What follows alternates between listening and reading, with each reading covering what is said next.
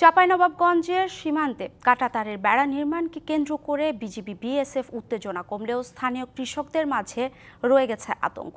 পরিস্থিতি শান্ত দাবি করে আতঙ্কিত না হওয়ার পরামর্শ দিয়েছে বিজিবি। আন্তর্জাতিক নীতিমালা অমান্য করে চাঁপাইনবাবগঞ্জের চৌকা সীমান্তের নোম্যান্সল্যান্ডে কাঁটাতারের বেড়া দিচ্ছিল বিএসএফ। প্রতিবাদ জানায় বিজিবি। প্রতিবাদ জানিয়ে ফুঁসে ওঠেন স্থানীয় কৃষকরাও।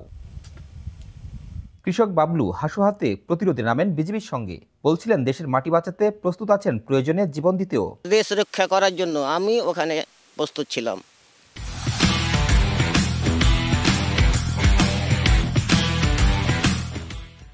তাদের কাঁটাতারের বেড়া দিতে দেব না। সেই বাংলাদেশি কৃষক ও বিজিবির প্রতিরোধের মুখে শূন্যরেখায় কাঁটাতারের বেড়া দেয়া বন্ধ করতে বাধ্য হয় বিএসএফ। এখন উত্তেজনা কমলেও কাটেনি আতঙ্ক। বর্তমানে শান্ত আছে, কিন্তু কৃষকের আতঙ্ক আছে, না জানি হয়তো কোনো সময় আমাদের গুলি ছাড়তে পারে। ওনারা সীমান্ত এলাকায় গেলে অনেক জায়গায় গোলাগুলি করে, কৃষককে মেরে দেয়।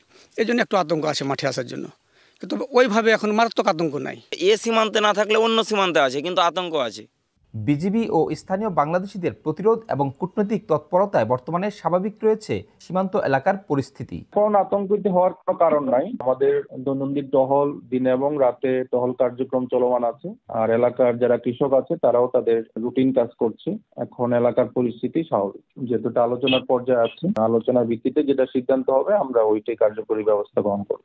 দুই দেশের সীমানায় স্বাভাবিক টহল অব্যাহত রেখেছে বিজিবি ও BSF. Sourav Habib, DBC news, Rajshahi.